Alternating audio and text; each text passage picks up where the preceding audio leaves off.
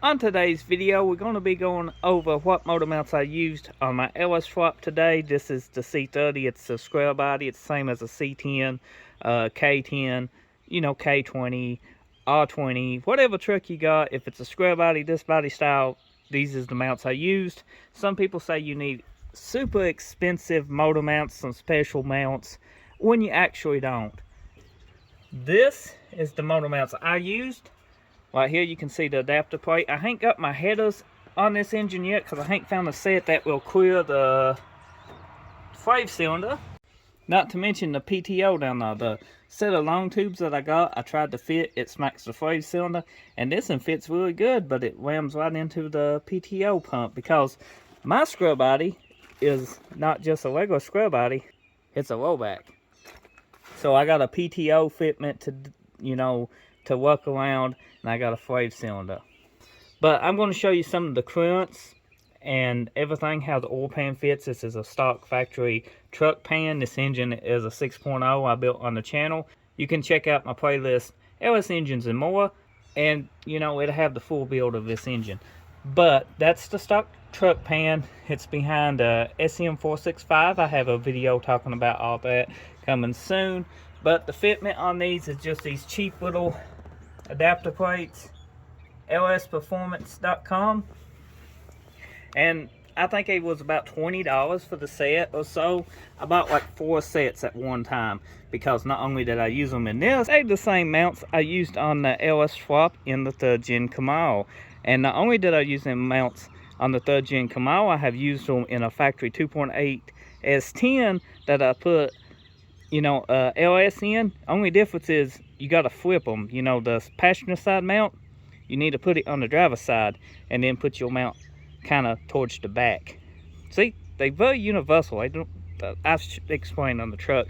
I also used them in a Corvette, a 94 model, I think it's a year, and I use these mounts quite often. Very good mounts. But what I was explaining to you about taking the mounts and putting on the other side, these is 4 bolts that mount to the block here.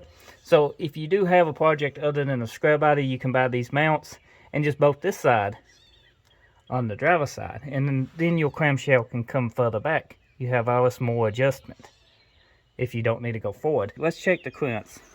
This is with the motor mounts installed. Does my oil pan. It's level with the cross member. You can pretty well see the motor mounts underneath. Everything's bolted up. You can see all the room I got.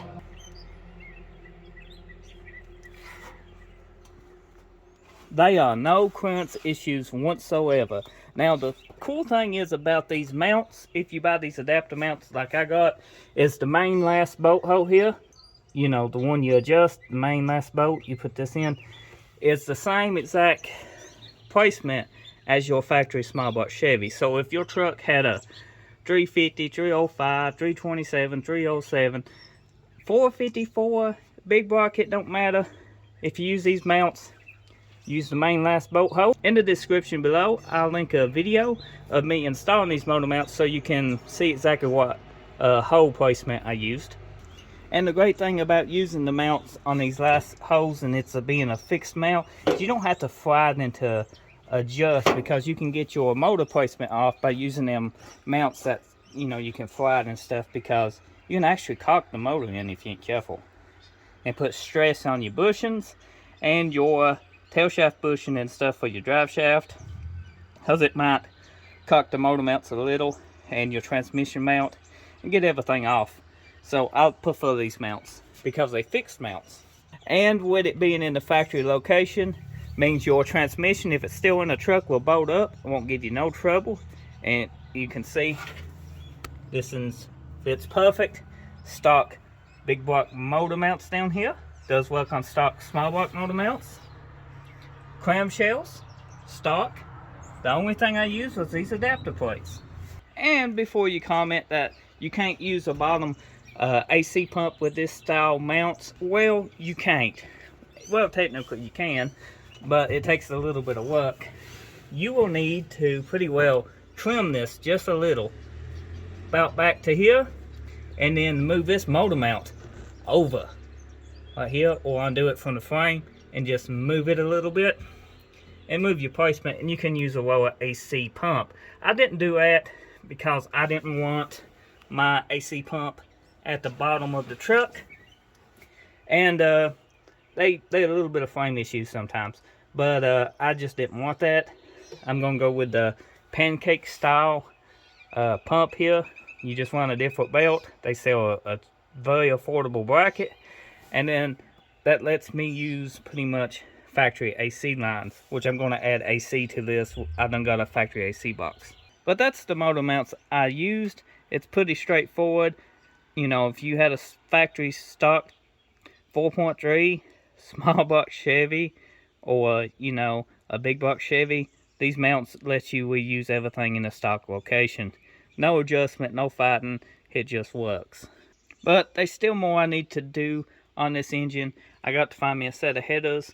As I explained before, I tried a couple sets, so far no good. I think some actual block hugger headers will probably fit this engine very good, or maybe to see one of the Corvette style factory manifolds. I think they might actually work too.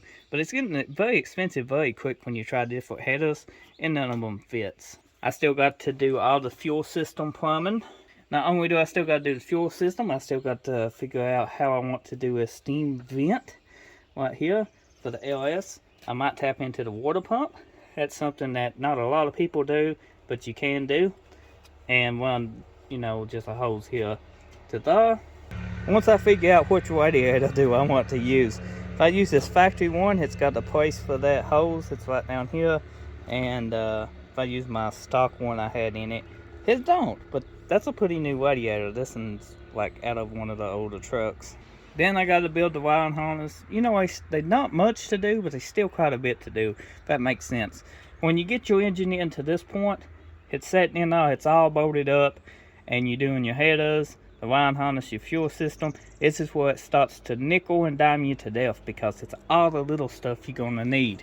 You know, the little sensors you might have broke.